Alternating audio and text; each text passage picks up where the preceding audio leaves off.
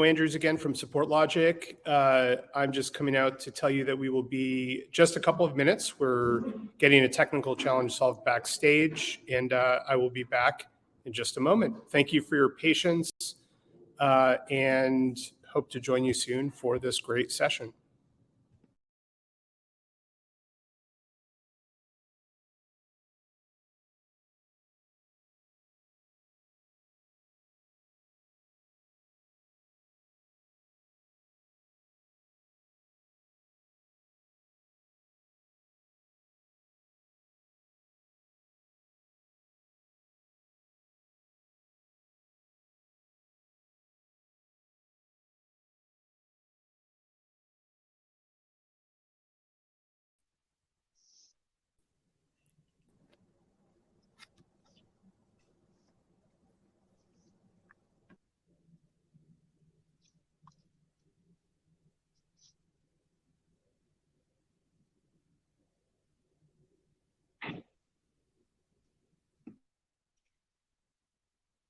Hello, everyone, and welcome to our panel on conversational AI.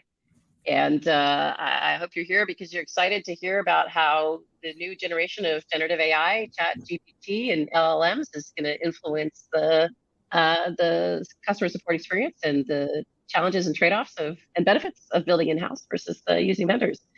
So I'm thrilled to moderate this panel of real experts and leaders in this space. Just to briefly introduce each of us, I'm a managing director at Zeta Venture Partners, an AI-focused firm. We're named after the Zettabyte, and we provide seed capital for AI startups with B2B business models. We've backed leading AI companies like Domino Data Lab, Kaggle, Tractable, and Mediate.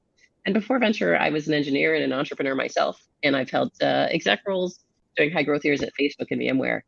And then I'm really pleased to be joined by Shekar Murthy, the Chief Customer Officer at Yellow.ai, a global leader in conversational AI that delivers autonomous, human-like experiences for customers and employees to accelerate enterprise growth. Shekar has over 2 decades of experience in building visionary IT strategies. And at Yellow, he is spearheading end-to-end customer lifecycle management, including pre-sales solutions, professional services, managed services, customer success, and support. That's a mouthful. He's led senior leadership. He has also held senior leadership positions in organizations like Concentric, IBM, and Verizon prior to Yellow. Also here with us is Howie, the Senior Vice President of Engineering and AI at Palo Alto Networks. He was VP of Machine Learning and AI at Zscaler and the founder and CEO of TrustPath before its acquisition by Zscaler. And before that, Howie was an EIR at Greylock Partners and the founding VP of Engineering at Big Switch Networks. And he also, back in the day, founded the networking team at VMware. Howie's an independent board member and guest lecturer at Stanford at GSB. And then third, and also very excited to welcome EJ Liao, the VP of Product at Forethought. They're a leading generative AI platform for customer support. And Forethought has been innovating with GPTs since winning TechCrunch to Disrupt all the way back in 2018. EJ plays a pivotal role in the creation of innovative conversational AI products and helps customer support organizations take on more support volume and improve customer experience. So we've got a bunch of great content for you all today. But we'd like to lead off. One of the pieces sitting and waiting for you is a poll on the right-hand side of your screen. If you click on the poll tab, we have a quick poll for the audience that we'll refer back to, which is where you are in the process. Are you actively engaged and looking for a conversational AI solution for support, or already down the path, or just curious right now? So if you have a moment to take that poll, we'd really appreciate it. And then you can use either the Q&A or the messages part of the chat to go ahead and enter any questions you like for our panelists. I've got a few to kick off with, but very soon we will be happy to take audience questions as well as you guys start asking them. So let me kick off with kind of the big question. So chat technology has been around for a long time, and arguably has traveled all the way around the cycle from hype to disillusionment and maybe now back. But the new solutions like ChatGPT do seem to have kind of supercharged customer expectations and willingness to interact with an AI and have some, indications of good results. So in other words, this time might really seem different. And customers may really be willing to try with us. So I'm curious from each of you, but maybe start with EJ. What do we think are the most profound changes coming for customer service and support based on this new generation of tech?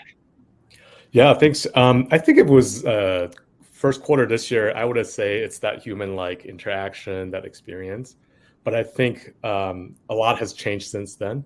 What we're most excited about and be able to also show the efficacy and have the advocacy with our customer when it comes down to customer support, where the generative AI and LLM brings, is beyond human-like conversation.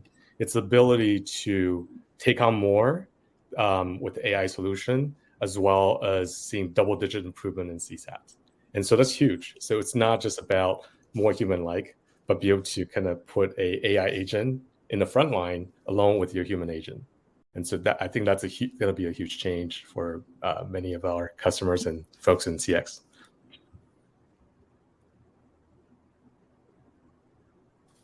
Thank you, EJ. Howie, what do you see from your side?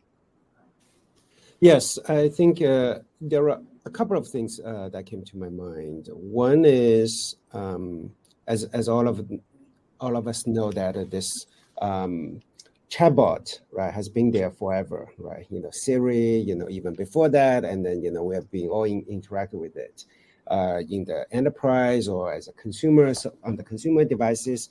The one challenge before the ChatGPT was, it's funny, it's kind of annoying sometimes. There were a lot of the corner cases it wouldn't be able to handle well, right?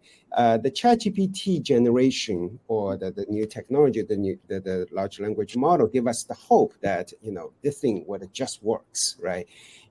Jocelyn, you and I built some other enterprise software before, and we all appreciated that the big difference between a average sort of the stack versus a amazing stack is the amazing stack just works. I can see that with this time, right? It just works. I'll give you a simple example. So in the last few months, we of course, just like any company, we're looking into the conversation UI or conversation sort of the stack, right? And what's amazing is, even if I have a lot of typos, right? I mistyped Salesforce, I mistyped this and that, the model would still give me the correct answer. But in the past, it's like, okay, you give me the wrong inputs. I don't know how to search. This time it actually has this sort of the reasoning capability. Oh, Howie, I think you meant Salesforce, instead of a mistyped thing. That sort of nuances on the surface is a big deal, right? It's sort of finally I feel like this chatbot could be put into the enterprise. So that's one. The other thing is, like EJ said, right? It's more than just the UI. I actually think that the conversation UI is a big revolution, in terms of the, we on top of the GUI, on top of the workflow. But I think behind the scene, what's important is that the conversation UI, because the conversation can go anywhere, can go to different directions, right? And you need to take care of a lot of the corner cases. You need to take care of a lot of the long tail use cases. Otherwise, unlike the GUI, right? There is a set of workflow. You click this, you do this. There's a finite workflow. But now, the workflow is, unlimited, right? So you have to take care of this long tail. But who's going to take care of the long tail on the back end? Unless you have some logic, you have some automated programming, right? For instance, from the natural language to SQL query directly or to some API. I mean, humans cannot, we don't have, billions of programmers behind the scene to program it, right? So I think that those are the two things, I think, would make this, this time around, much better. One is it just works, right? The second thing is, enabling lots of long tails because of the programming capability of the large language model. Yeah, no, I think that's a cute. Shekar, would love to get your thoughts on this one as well, just to kick us off. Absolutely, Jocelyn. So I think it's undeniable that obviously ChatGPT, Microsoft Bing, or Google Bard have led to an increased awareness of generative AI, right? I mean, again, I've got my 80-year-old grandma asking about ChatGPT, and I've got an 8-year-old, 9-year-old niece that's kind of asking about it and using it, right? So obviously, it has opened up new avenues of acceptance for the conversational AI industry. I think it's kind of helped everyone somewhat democratize and bring general awareness and usage acceptance. And obviously, the Gen AI and LLMs are one of the key trends that are going to continue to shape the industry. I think as we continue to see the accelerated evolution of these capabilities, we will see that there's going to be an enhanced, complex problem-solving capabilities come into picture, which was never imagined in the past, right? And the second aspect is, for example, your emotional intelligence and human-like empathy. I mean, again, human-like interactions is okay, we're already there, but human-like empathy, how do you kind of get in? I think it's also going to kind of help eliminate the communication barriers and the misunderstanding. Again, you might have the best of the live agents, but you cannot guarantee the type of the client that you have on the other side. It might be a millennial, it might be a baby boomer, or further back, right? So again, obviously, how do we kind of eliminate communication barriers and misunderstandings become critical. Also, a lot of advanced rule-based flows and advanced intent comes into picture again. Things that we thought we could not automate, things that we could not essentially provide as seamless self-service capabilities will obviously be made easy.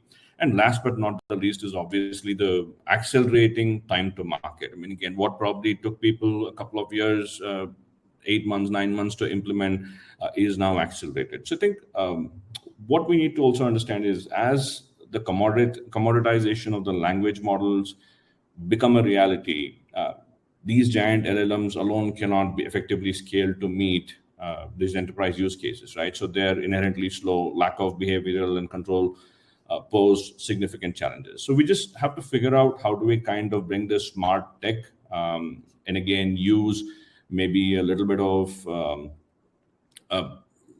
guardrailed industry-specific LLMs that kind of make it easier for different type of transactions. And that's what we see as how this is going to evolve. No, that's very interesting. And then, one more kind of general question for all of you before we start to narrow it down. And that is, it seems like every company now is a technology company, not just companies in the tech sector or, banking and financial services, but, oil and gas, manufacturing, retail, all of these companies are building in-house capabilities to build their own software and to do their own data science. And so, when enterprises across the spectrum think about building conversational AI themselves, especially in this kind of customer experience, customer support vertical, when should they think about building in-house, and when should they think about, they'll be better off partnering with a vendor or buying from a vendor? And let's go in reverse order this time. I'll start with Shekar and work back. EJ, you can close it out. So I think, again, at the end of the day, if a customer really has the capability, the skills and the resources in-house, they can obviously consider building the conversational AI themselves, right? It's a good option if they know their stuff and they want full control over the technology. They can customize it to fit their needs and use it to gain, obviously, a competitive edge, probably at a lower cost. But the reality is not every company has the time or the expertise to develop everything from scratch, right? So that's where partnering with a vendor comes in handy. If speed is of the essence, or if the budget is tight, a vendor can provide somewhat a ready-made solution with, again, at-scale implementation with all the necessary bells and whistles and millions of dollars in man-hours that has been spent in kind of coming up and maturing these products, right? Obviously, they bring in the expertise, the support, and the latest advancements in the field. And effectively, they will help adapt change to the business's end customer needs, which is really their goal. So I think ultimately the decision depends on the company's situation. Do they have the skills, resources, and a burning desire to build it themselves? Or do they really prefer to team up with a vendor who can provide a quick and reliable solution? So it's all about finding the best fit for their specific circumstances and goals, is what I would say. That's great. Howie, what's your perspective? Obviously, sitting at Palo Alto, you are not a vendor of solutions like this, so no horse in the race. Whoops! But you also need to unmute yourself. Sorry. So I'm relatively new to Palo Alto Networks. So, whatever I'm saying is actually does not represent the Palo Alto Networks strategy. However, this is just my observation in general about the industry landscape, right? The the buy, build versus buy or whatnot, that's a forever, topic for any new technology, right? And it's also a function of, the time, meaning that we are at a very interesting time that a large language model evolved very fast, right? Whatever, you and I discussed 6 months ago versus today versus 6 months from now, I think things are totally different. So I think we need to watch very closely. And then I think that's one thing. The other thing is, even for a company, whether Palo Alto Network or any global 2000 companies, I can totally see that people have a hybrid strategy in the sense that if I wanted to, internal customer service, right? We wanted to serve the HR, right? Via chatbot. I may actually have a third-party solution because there is a HR chatbot. They are doing a very good job for 100 or 500 companies. Why reinvent the wheel, right? And then I can totally see that a company, right? For instance, Palo Alto Network is a product company, and for the product side, right, we want to embed some of the hopefully we will embed some of the chatbot into our product at some point, right? And then at that point, are we going to have a sort of a, our own versus, a kind of a chatbot sort of the vendor that specializes in HR service or, the other, I think, people may make those kind of decisions differently and separately. And then one last thing I want to comment on is about the in-house expertise. So Shekar mentioned, right? If you have in-house expertise, you may want to do it. Otherwise, you may just look for other from outside. I think it's not as black and white from my point of view. The reason is, even if you completely outsource this to another vendors, you still need an in-house expert to understand, appreciate the technology, because we all know that half of the puzzle, right, or maybe more than that, is the data, right? Someone who understands, where's the data, why this data mixture is important, how to clean up the data, how to get the data to work with the model, all the interactions, right? I don't think you can just, business as usual, the skill set as usual, and then work with a outside vendor, and then everything will work perfectly. I think, a company internally, you have to reskill some people to understand it, even if you don't have gazillion data scientists, right? Of course, if you have more data scientists, you can appreciate the maturity of the technology, how to interact, how to make the data to interact with the model better. I think you may get the best result out of it. So I don't view that as a black and white. Do you do that in-house versus not? I think it's a continuum anyways. So not an either or. Even if you're working with a vendor, you need to bring some of your own expertise to bear. I like that. And then EJ, obviously, you're helping customers partner with customers to provide solutions like this. So give us the buy case. All right, I'll probably turn up the heat a little bit. I think I want to separate conversational AI and large language model as well as generative AI. So let's start with conversational AI. I think there's really no reason why you build your own conversation AI think of it as if you're blessed with front-end engineers, would you build a front-end framework at your company? Probably not. You probably would allocate those talent to enhance your product. So conversational AI to me is almost like a user interface thing that you can enhance. Now, if we think about generative AI and large language model, I think that's debatable. I'm still leaning towards leverage the vendor for a couple reasons. One, especially comes down to CX, right? So think about ROI. If you're blessed that your balance sheet allows you to carry machine learning engineers, machine learning experts, data scientists, would you apply that to your core product or somewhere else? At Forethought, we're blessed. The core product and support is the same. So I'm blessed with those our balance sheet to be able to apply the technical expert onto CX. So that's one. The second piece to consider is time to value, right? Absolutely, we can build it. But I think large language model and generative AI is at a stage where I see, hopefully no one's offended by this, but it's almost like the iOS first came out and everyone has a fart app of some sort, right? That's interesting, but not useful. So why not partner with a vendor who's dedicated, focusing on solving a mission critical problem for your enterprise and get to time to value faster rather than kind of explore and experiment, making the same similar mistakes and stuff and get to that internally. And last piece, let's just say you decide 1 and 2 are there's an ROI and there is time to value. You can get to that quickly because the platform and large language model continue to improve. The last piece, maintenance. If you run into hallucination, do you have the expertise to continue to do that? Or is that expertise better to focus on your core product?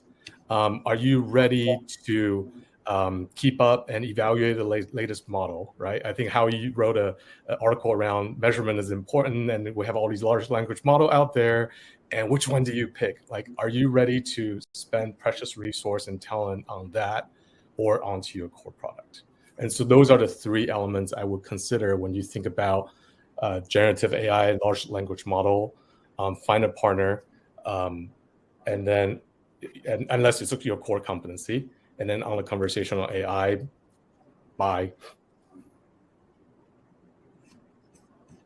Outstanding. Thank you, EJ.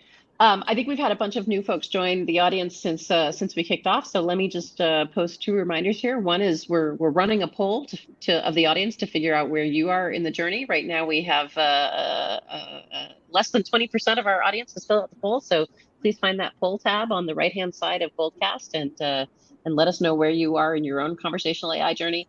And then secondly, we're really excited to take your questions for the panelists. So please post those in chat, and I'll read those off to our panelists as they start to surface. But I have a few more questions of my own I want to ask. And so, the first one is kind of diving in a little bit more to the specific use of Gen AI powered chatbots for customer support. Now, from a cost perspective, it makes a lot of sense to deflect customer calls either to self-service like a knowledge base or to a chat experience that's fully automated. But what are the challenges you have to solve to make that work well? And assuming that you have fail safes to bail out to human beings, what are the design principles to decide when and how to do that? And maybe I'll start with EJ here. Okay. Happy to take that on. I think one thing to consider is it's not just one answer for all. So there may be potentially different segment of your customers. So for your high LTV customer, you may want to create an experience that escape valve is very handy. Don't prioritize optimized deflection. Focus on what's the best channel to help them solve the problem. And so if we kind of skip the conversation AI versus focus it as almost like a AI agent that's solving the problem. If the agent can't handle it, do you give them a way to press 0 and then escape? I think that's the number one reason why a lot of people just press 0 or hand off. Design principle for the maybe the self-serve or maybe the freemium, the free segment of the customer. That's where you may have to balance your economics. If you can afford it, definitely provide best possible. Be customer obsessed in terms of what you can provide them. But if you can afford it, then you may want to find a solution that could provide high coverage of the question that comes through, and then have a conversation AI or generative AI to help you solve those problems effectively using the data you have, not just the large language model that's out there. So that's kind of how we think about it.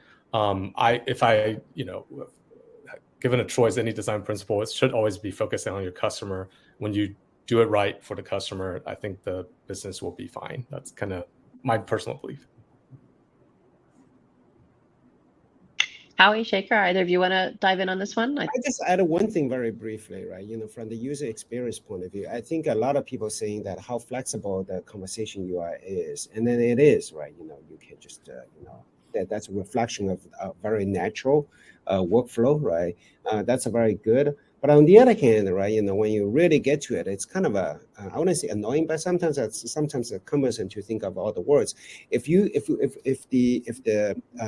backend or the model or whatnot give you some recommendation, right, even or autocomplete, right, and based on your profile, based on the history, that would help me a lot, right? So instead of me, thinking about typing out of those, 30 words or 20 words, I only need to start with the first 4 or 5 and then autocomplete for me. That would be great. Thanks, Howie. So I think, and from my perspective, obviously, my gray hair means that I've been around the block a few times. I'm sure at least some of you would remember Verizon's days of "Can you hear me now?" ads, and I'm sure some of you at least have had a chance to kind of live through the IVR hell, right? So DTMF. So basically, I think what we need to consider as key good practices, because designing these systems still continues to be, even in the Gen AI world, as much as art and science combined together, right? I mean, again, you cannot automate everything. You cannot automate nothing. It's a matter of finding the right transactions to automate. And then, as Howie said, an intuitive self-serve interface is a key to ensure that there's an effortless navigation, be it on voice, be it on text, right? And then at the end of the day, you also need to have accurate and relevant content. And this content needs to be regularly updated, because you might have a great system, but if the underlying content, the knowledge base and everything and transactions are not of use to the customer, or they end up giving incorrect answers, as EJ said about hallucination, again, you will lose the trust of the customer, and the customer is not going to be back onto your platform irrespective of how good it is. And then obviously you have the NLP capabilities that will continue to mature, continue to kind of get better. And then that's a key aspect. And then lastly, in terms of smooth transition to live agents, I think we all probably should accept that 100% of anything is not automatable. There is a certain set of interactions that are best handled by a live agent. How do we kind of quickly assess the complexity and the urgency, which needs to be transferred? How do I ensure that my customer intent and sentiment is measured? How do I take action on those measurements, gather the feedback, and provide the necessary analytics? Essentially, when I route to the agent, to be able to enable a seamless human agent kind of collaboration with the bot in the middle, right? So that's going to be a key aspect of how you kind of engineer this. Nice. And I want to thank the audience. Our poll participation has sprung right up. So this is probably a little bit more representative now. And it looks like, something like 40% of our audience, or at least of our poll respondents, have, are deploying or are committed to a path, either in-house or a vendor solution. Another 20% are looking, and 40 kind of, don't see the need yet, aren't there yet. So maybe we can kind of paint the picture a little bit for that 40% of what we're talking about here. I talk to customer support leaders a lot who say, hey, the KPIs they're really measured on are things like response time and issue resolution. How could a support leader expect those metrics to improve, say, comparing between just traditional human provided support and maybe what chatbots have looked like in the past versus how these KPIs might look with these new generative power solutions that are starting to be available now? And I'm thinking, EJ, that you probably have data at your fingertips to make the comparison. Always. I think the way I think about this is, I think the KPI isn't necessarily where in the short term will change quite a bit. I think in the short term, what you can leverage is the ability to be able to understand where you can optimize at scale. What I mean by that is today, two things happen.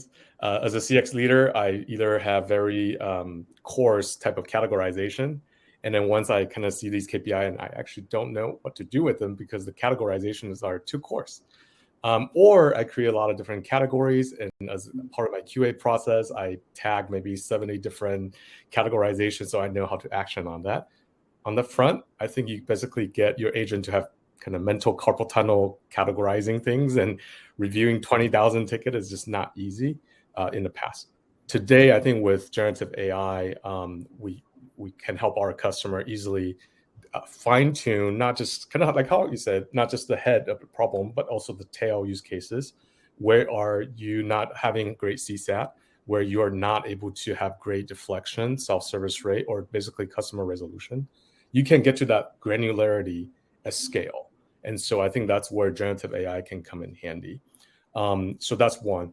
I think in the future, it's similar to the early states of ad tech, if you will. Early days, everybody has great CTR, but you don't know your return on ad spend, right? And until Google and the Facebook of the world got that to a place that you can actually understand your ROI and efficacy, I think that's super important as a next generation of conversational AI, generative AI. We, as an industry, need to get to that level of true solve rate, true measure. So as a whole, we're comparing apple to apple.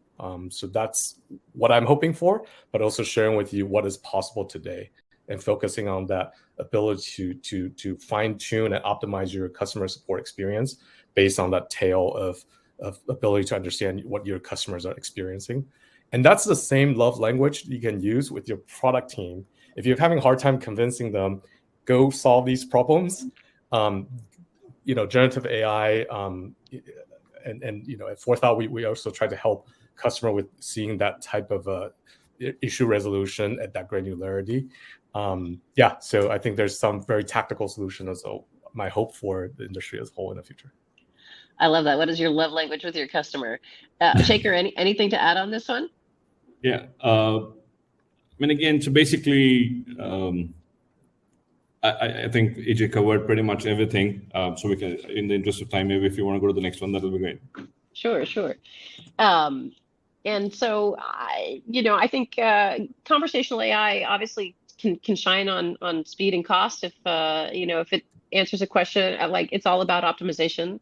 But if we, in the past, humans have been the gold standard for quality of answer and quality of experience, and and customers have tended to kind of dive for that agent button with the expectation that that's where they're going to get a quality experience. So if we're building a new solution, whether in partnership with a vendor or in-house, and we're kind of thinking about rolling it out, how do we measure quality, and what is the bar to be good enough to ship, right? It may not have to be perfect to ship, but like, what's good enough? I'll take that. I think when it comes to measuring the quality in conversational AI, especially, we have to assess the accuracy. We have to assess the relevance. We have to assess the completeness, and most importantly, the user satisfaction, right? And then it's not a single bar for everyone. We have to set the bar based on the situation, based on the audience and the goals. And effectively, it's a key trick in ensuring that you balance these different metrics, listen to the user feedback, and obviously prioritize user experience and adapt to the changing expectations, because your customers, your channel, everything kind of evolves, and you have to be able to kind of adapt to those changing expectations. So I think it's all about finding that sweet spot and constantly striving for improvement. Again, essentially how we've kind of get our agents to be where they are right now.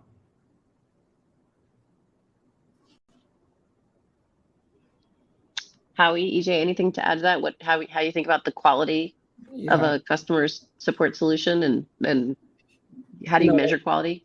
Yeah, I probably have the relatively least expertise in terms of the customer support, itself, right? But just in terms of the how to measure, right? I think EJ is very right? Until you can measure it, figure out the return on investment, it's you are still kind of in the suboptimal stage.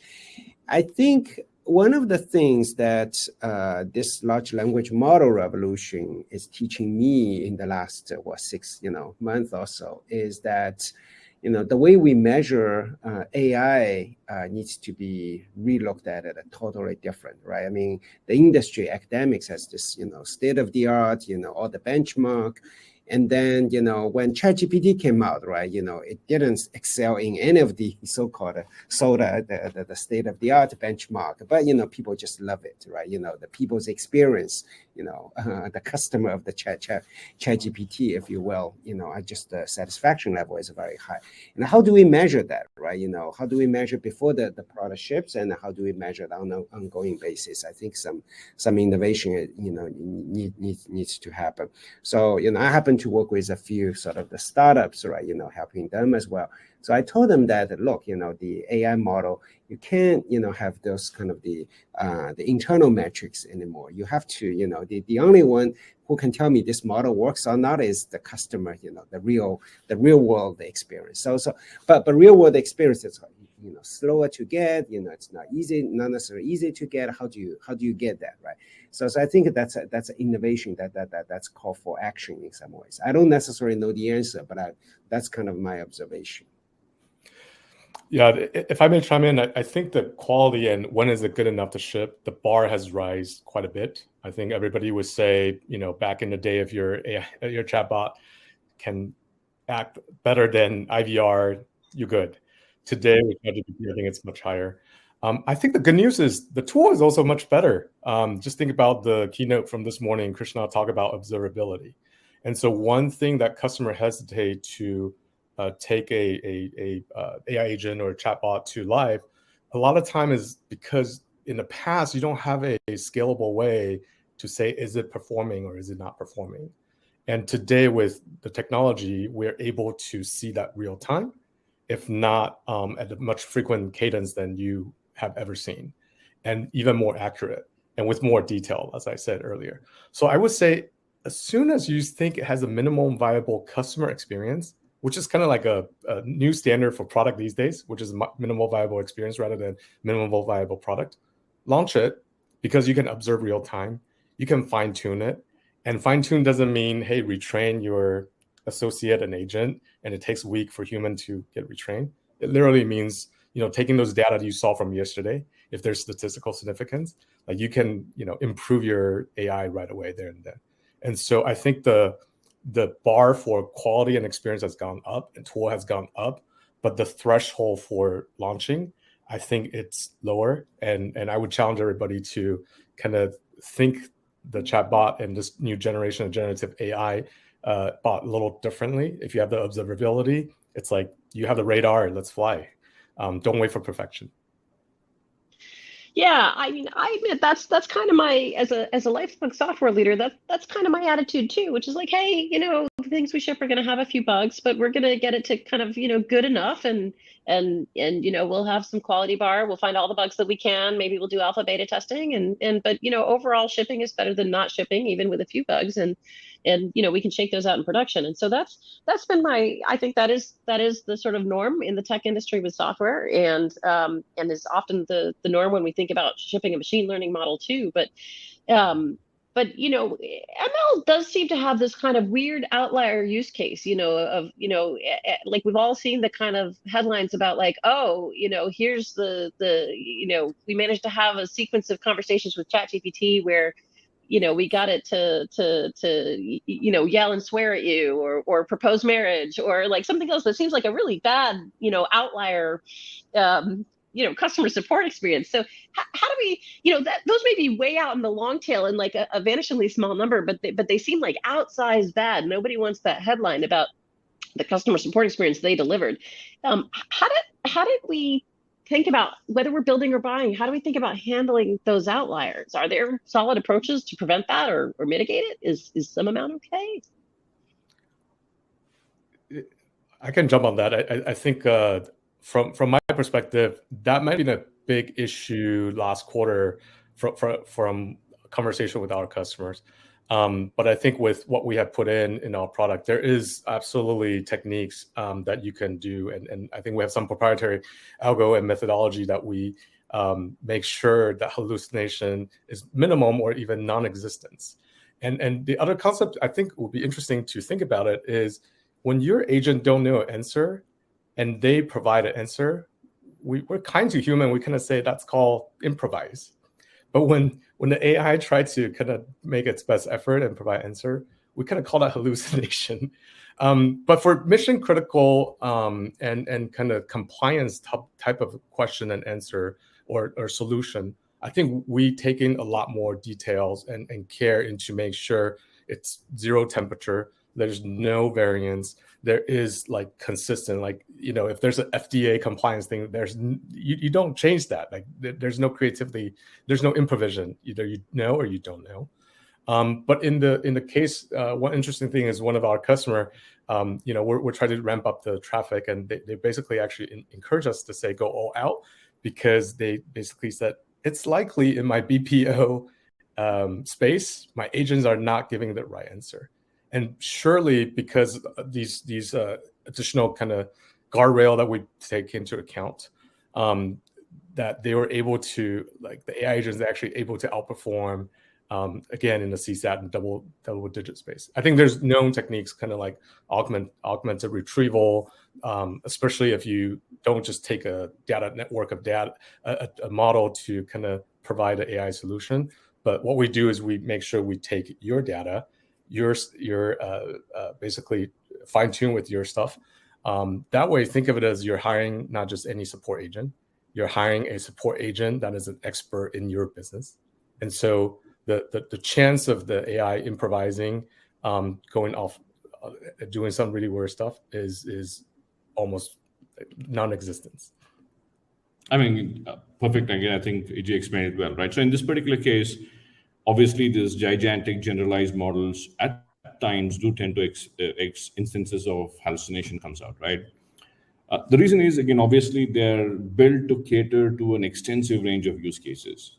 So we have to put the right guardrails. We have to kind of decrease the scope of these LLMs, and you can take a more focused approach. And as you just said, I mean, again, just imagine getting a generalized agent versus getting a generalized agent that can support VMware, as an example, right? I mean, again, so it's based on the data, it's domain specific, and yes, you cannot ask for maybe something else in an airline industry, but at the same time, a customer that's coming in for a product support is unlikely to ask about their flight tickets in this particular case. So I think it's a matter of a strategic and narrowing of focus to ensure a higher degree of precision is what will kind of minimize the occurrence of these misleading outputs results in these, and essentially enable and enhance performance and user experience, right? And of course, everything is dependent on the data that's available for the models to continue to mature. These interactions kind of feed in and ultimately help in also implementing some of these biases that happen automatically, right? How do you kind of get those biases out is going to be a key aspect of these design principles that we use to ensure that, I mean, again, it's fair. You identify and rectify some of these hallucinations upfront, and then you put the right guardrails to ensure that you don't have incorrect responses. I mean, again, like for example, if you are deploying this bot in a NASA kind of an environment, you cannot be getting even any single answer wrong in that case, right? The right answer is I don't know, which is acceptable. All right, well, we've got to wrap in 2.5 minutes, so I'm gonna thank all of you very much for a really outstanding and helpful conversation and generating so much. And let me go to like a quick fire round, like 1 sentence answer right off the cuff. I'm gonna go Shekar, Howie, EJ. What future development are you most excited about for conversational AI? Shekar. Yeah, I think for me, humanization of voice AI with branded voice agents. Imagine Messi being your ambassador for your product, and he's your customer support agent, right? I mean, again, that can adjust your voice tone, your accent, speed of responses, and comprehend somewhat colloquial discussions and idioms, and becomes the industry standard, which is more and more what customers seek. I mean, again, they want to just not see their brand ambassadors on TV. They want their brand ambassadors to give the entire experience end to end. So, and I think it's obviously moving beyond text-based. Speech, visual interfaces, multimodal conversational interface will continue to provide a more engaging and immersive user experience. I mean, again, Awesome. customers Awesome. are demanding. I love the vision. Howie. Multimodal. So if you think about large language model, whether that's open source or from OpenAI, Google, it's basically a projection of the world, right? But today, because it's text-based primarily, it's a projection of the textual world, right? Whatever already on Wikipedia or whatnot. I'm looking forward to the world that it's a projection of the world that reflects the all the video, audio we have created, we curated. Nice. And EJ, bring us I'm home. most excited about the possibility of unlocking human potential with these AIs, the efficiency that will create an enterprise, and most importantly, for the CX customer support and customer experience organization, be able to truly do what they wanted to do rather than spending majority of the time, dealing with a lot of mundane and a lot of mental, just unhealthy stuff from some of the customers. But, just super excited that it's what it means to the CX organization and the CX leadership team. And there you have it. Shekar, Howie, EJ, thank you so very much. We really appreciate it. And Thanks, every audience, thanks for being here and making it special. Enjoy SX Live. Thank you, everybody. Bye.